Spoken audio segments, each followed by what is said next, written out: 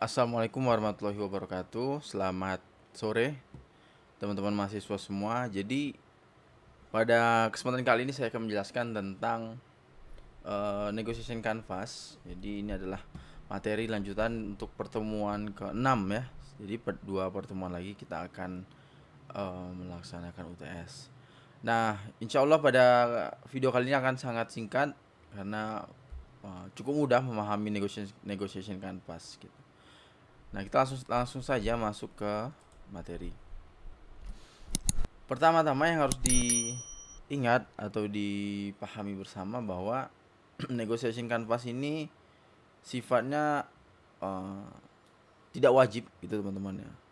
Terutama untuk mungkin isu-isu atau kemudian problem-problem atau permasalahan-permasalahan yang akan dinegosiasikan itu sangat sangat mudah, sangat sederhana, tidak kompleks gitu. Nah, akan tetapi pada beberapa kasus atau kemudian pada beberapa isu dan permasalahan yang sedang dinegosiasikan kebetulan sangat kompleks dan juga rumit, dan mungkin proses negosiasinya sangat alot gitu. Nah, negosiasi kanvas ini akan sangat berguna bagi kita sebagai seorang negosiator gitu, teman-teman. Kita coba refresh kembali. Kalau tidak salah pada pertemuan ketiga atau pertemuan keempat kemarin saya mencontohkan. Jadi ada dua anak di sini. Saya sebut siapa ya? Steve mungkin, atau kita pakai bahasa Indonesia mungkin Tejo ya. Di sini ada anak Tejo, kemudian di sini ada si Ilham gitu. Ilham.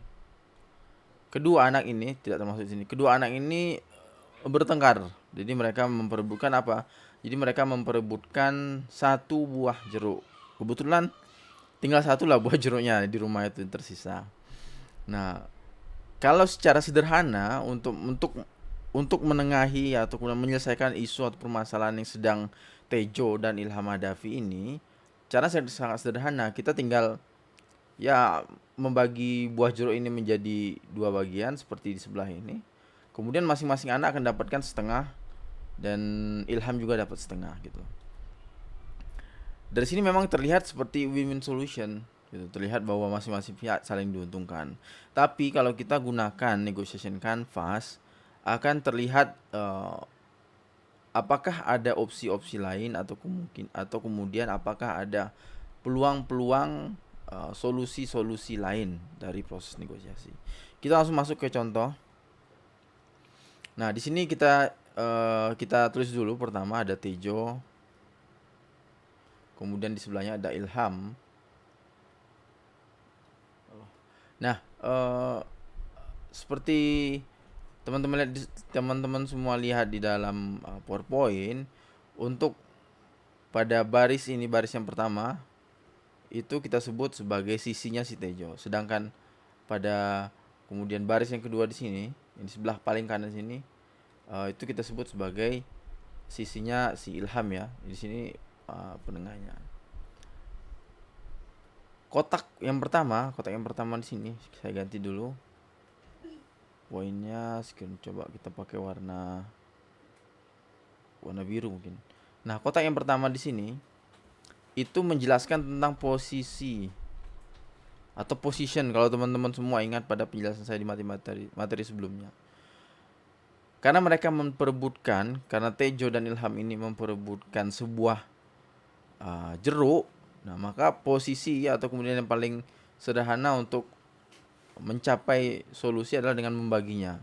Jadi masing-masing anak itu mendapatkan setengah jeruk,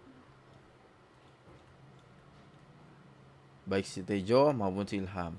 Memang terlihat fair ya secara kasat mata kita loh. Tapi dengan negotiation canvas ini ada hal yang kemudian bisa kita telusuri lebih jauh. Nah, kalau teman-teman semua ingat lagi materi saya di pertemuan ketiga atau 4 tentang interest loh. Coba cari kepentingan lainnya, kepentingan di balik untuk menjawab pertanyaan mengapa di sini. Pertanyaan adalah mengapa, apa sih yang membuat si Tejo ini sangat ingin sekali buah jeruk gitu loh. Ternyata dia itu ingin membuat pertama manisan jeruk. Nah, ternyata kenapa dia ingin buat manisan jeruk? Karena dia lapar. Seperti itu, teman-teman. Nah, kemudian kalau kita telusuri ke sisi sebelah, dalam hal ini si Ilham, mengapa si Ilham pingin jeruk? Ternyata si Ilham itu pingin yang apa? Pingin yang seger-seger gitu. Itu kemudian kita sebut jus lah ya. Kenapa dia pingin jus atau pingin seger? Karena dia haus. Gitu. Jadi sebenarnya masing-masing pihak itu tidak benar-benar menginginkan jeruk gitu loh. Masing-masing pihak itu ingin membuat sesuatu dari buah jeruk yang mereka dapatkan. Nah, sampai sini clear ya, bahwa ternyata kalau tadi kita lihat buah jeruk itu dibagi dua terkesan seperti win-win solution. Tapi di sini dengan negotiation canvas ini kita bisa melihat alternatif-alternatif solusi yang baru yang memungkinkan kita dalam tanda petik itu untuk mencapai win-win solution yang sebenar-benarnya gitu. Nah, kita lanjut lagi ke nomor 5 di sini. Mana tadi? Ke nomor 5 tentang my walkway alternative. Karena ini sudut pandangnya Tejo ya. Jadi andai kata ternyata proses negosiasi, proses perbincangan, diskusi itu tidak berlangsung dengan sempurna atau dapat dikatakan deadlock gitu, sama-sama kedua belah pihak, si baik si Tejo sama si Ilham itu sama-sama keras kepala, maka kira-kira apa yang akan dilakukan oleh Tejo? Pertama, Tejo mungkin akan walk out, bahasa kerennya walk out ya, tapi bahasa sederhananya mungkin dia meninggalkan aja, membiarkan si Ilham dapat jeruk seutuhnya full penuh gitu loh. Atau kemudian dia ngambil alternatif kedua gitu, berantem, konflik sini. Konflik. Nah, dengan konsekuensi apa? Ya dengan konsekuensi dia bakal dimarahin sama orang tuanya. Karena apa? Karena dia berebutan jeruk sama adiknya tadi si Ilham. Nah, termasuk Ilham juga. Ilham apa yang akan dilakukan atau kemudian alternatif apa yang akan dia kerjakan kalau dia tidak memenangkan negosiasi ini gitu, atau tidak memenangkan problem atau isu yang sedang dinegosiasikan. Pertama, dia akan walk out. Kemudian kedua, dia akan ya menerima tantangan tadi, konflik, atau justru menantang si Tejo untuk konflik. Karena apa? Karena mungkin dia punya harapan dengan dia berantem dengan si Tejo, kemudian menangis atau mengadu kepada orang tua dan dapat jeruk seutuhnya loh. Nah, itu kan beberapa alternatif apabila masing-masing pihak ini tidak ada titik ketemu di dalam proses negosiasi. Nah, setelah kita mengidentifikasi ketiga aspek tadi, kita lanjut ke aspek berikutnya yang nomor 7. Nah, di nomor 7 ini kita akan menuliskan atau mengisi tawaran-tawaran apa yang bisa diberikan dari pihak satu ke pihak lainnya. Nah, kita coba ingat-ingat kembali pada materi saya di pertemuan ketiga atau keempat, saya lupa. Intinya teman-teman nanti coba review lagi videonya, bahwa dalam proses negosiasi itu kita untuk mencapai negosiasi yang berujung pada win-win solution, kita itu tidak semata-mata memikirkan diri sendiri. Jadi kita juga perlu memikirkan apa yang bisa kita berikan kepada orang lain gitu loh. Ketika kita menginginkan sesuatu, nah maka apa yang kita bisa kita berikan kepada dia. Batasan minimal seperti apa yang toleransi minimal seperti apa yang bisa kita berikan, atau kemudian batasan maksimum seperti apa yang bisa kita berikan. Nah, itu perlu dipikirkan dalam proses mewujudkan sebuah negosiasi yang win-win solution. Nah, di sini pada kolom yang di sini kita mulai dari yang paling bawah ya teman-teman semua. Dari paling bawah, dari yang bintang 1, kemudian di sini ada bintang 2, bintang 3. Ini merepresentasikan tingkatan gitu. Jadi bintang 1 itu tingkatan pemberian paling rendah yang bisa diberikan oleh kita kepada pihak lain. Dalam sudut pandang Tejo, maka pemberian paling rendah yang bisa diberikan oleh Tejo kepada si Ilham adalah dengan memberikan air minum gitu. Air minum biasa air putih. Nah, kenapa dia memberikan air minum? Lah, untuk menjawab tadi interest atau kemudian uh, rasa haus gitu yang mendasari si Ilham pingin sekali jeruk itu. Nah, jadi di sini si Tejo akan memberikan air minum saja kepada Ilham supaya apa? Supaya dia tidak haus lagi gitu. Atau kemudian tingkatan yang kedua, si Tejo itu memberikan uang gitu. Mungkin si Tejo punya tabungan atau uang saku sisa dari sekolah tuh diberikan kepada Ilham. Atau masuk kepada tingkatan yang ketiga, karena si Tejo itu haus dan dia ingin sesuatu yang segar-segar, dalam hal ini jeruk, maka maksud saya karena si Ilham tadi haus dan ingin memberikan apa ya? Dan ingin membuat sesuatu yang segar-segar seperti jus itu, maka si Tejo bisa memberikan buah atau kemudian daging jeruknya kepada si Ilham. Nah, dari sini kita tahu bahwa tingkatan terendah yang bisa diberikan Tejo adalah air minum, air putih biasa. Atau kemudian ketiga, dia memberikan daging jeruk full, penuh, secara utuh kepada si Ilham. Nah, sekarang kita masuk ke sudut pandang si Ilham ya. Kita masuk ke sudut pandang si Ilham. Di sini kotak yang kedua ini. Sama, logikanya sama. Kotak terendah itu adalah bergaining paling kecil, sedangkan kotak nomor tertinggi adalah bergaining paling tinggi, bintang 3 yang bisa diberikan dari Ilham kepada Tejo. Ilham karena Ilham tadi tahu kan mereka sudah bertukar informasi nih. Oh, ternyata si kakakku ini, si Tejo itu sebenarnya lapar dia loh. Makanya dia pingin banget jeruk ini. Gimana kalau aku kasih coklat saja gitu. Coklat dia mana? Coklat sisa dia dari sekolah tadi. Mungkin dia pulangnya bawa coklat atau kemudian jajanan sisa. Nah, kemudian pada tingkat yang kedua, si Ilham juga akan memberikan uang. Mungkin dia akan memberikan uang kepada si Tejo. Untuk apa? Ya dikasih uang supaya kemudian si Tejo beli jajan aja lah keluar gitu. Cari jajan alternatif lain. Atau kemudian yang ketiga, karena si Ilham tahu kakaknya ini si Tejo itu dia lapar, kemudian ingin membuat manisan jeruk, maka kemudian dikasih alternatif memberikan kulit jeruk kepada si Tejo. Nah, dari sini kan kita udah tahu bargaining position atau kemudian bargaining possibility dari masing-masing pihak antara Tejo dan Ilham. Nah, kemudian kita masuk ke bagian yang paling bawah, yaitu di nomor 9. Nomor 9 ini karena saat ini kita menggunakan menggunakan kacamata atau sudut pandang Tejo, maka pada kolom nomor 9 di sini itu diisi dengan sudut pandang si Tejo ya.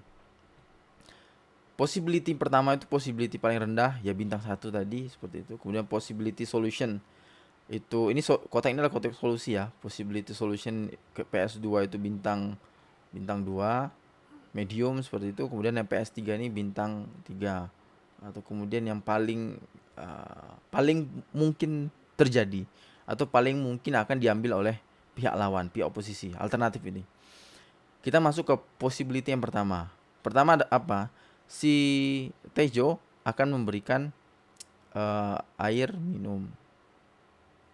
Dengan dia memberikan air minum, maka si Tejo akan mendapatkan jeruknya utuh gitu. Jeruk utuh, baik itu dagingnya termasuk kulit-kulitnya, itu jeruk satu kesatuan utuh. Atau kemudian possibility yang kedua, possible solution yang kedua, si Tejo memberikan uang kepada si Ilham dan si Tejo dapat jeruk utuh juga sini, jeruk utuh. Atau possibility yang ketiga, si Tejo tadi kan di dalam kolom my bargaining chips di sini teman-teman semua. Si Tejo akan memberikan daging jeruknya. Daging jeruk seperti itu. Dan karena si Tejo memberikan daging jeruk, maka dia akan mendapatkan sisanya yaitu kulit jeruk. Nah, kemudian kita dari masing-masing possibility ini kita identifikasi sekiranya possibility mana yang akan menjadi pilihan daripada si Ilham. Nah, kita mulai coba identifikasi. Possibility yang pertama, si Tejo ngasih air minum. Apakah si Ilham bersedia? Ternyata si Ilham tidak mau. Kemudian dia menolak possibility yang pertama. Kenapa dia menolak? Bahwa dia tuh ya benar dia haus, tapi dia tuh pengen minum sesuatu yang seger-seger gitu loh. Minum sesuatu ya nggak cuman sekedar melepaskan dahaga saja, tapi dia pengen minum sesuatu segar-segar. Atau kemudian kita masuk ke si Ilham kemudian melihat possibility yang kedua, dia mendapatkan uang gitu. Ternyata si Ilham juga nggak mau gitu. Dia nggak mau dikasih uang karena apa? Karena kalau dia meskipun dia dapat uang gitu, dia harus pergi dulu belanja ke warung atau keluar rumah, atau kemudian dia harus jalan dulu ke toko atau ke warung tetangga sebelah gitu. Artinya ya tidak worth it lah menurut Ilham seperti itu. Nah, akhirnya apa? Akhirnya si Ilham milih possibility solution yang ketiga, di mana dia akan mendapatkan daging jeruk seutuhnya secara full untuk kemudian di blender mungkin, atau ya di blender kemudian dijadikan jus jeruk seperti itu. Akhirnya nomor 10 ini bisa kita isi dengan PS3, bahwa possibility solution nomor 3 ini menjadi alternatif yang dipilih oleh si Ilham gitu loh. Nah, dari sini dari negotiation canvas ini teman-teman semua bisa mencerna kemudian merefleksikan kembali. Ternyata terkadang sebuah solusi yang terlihat seperti win-win solution yang tadi jeruk dibagi dua, itu sebenarnya tidak benar-benar win-win solution gitu loh. Karena apa? Karena terkadang posisi dari masing-masing pihak itu belum menjawab apa yang sebenarnya diinginkan gitu. Nah, makanya lewat negotiation canvas ini kita bisa belajar atau kita bisa mengetahui interest kan di sini. Interest. Di bagian interest ini. Ini kan interest dari masing-masing pihak. Why? Untuk menjawab pertanyaan why. Kenapa si Tejo atau si Ilham tuh pengen banget jeruk gitu loh. Bukan soal apa yang dia inginkan. Ya dia mau jeruk, tapi kenapa ingin jeruk. Nah, lewat pertanyaan mengapa itu kita bisa mengeksplor lebih jauh. Nah, informasi-informasi yang ada di dalam negotiation canvas ini didapat seiring waktu lah, seiring proses negosiasi. Ya, masing-masing pihak harus saling terbuka dalam artian bertukar informasi, bertukar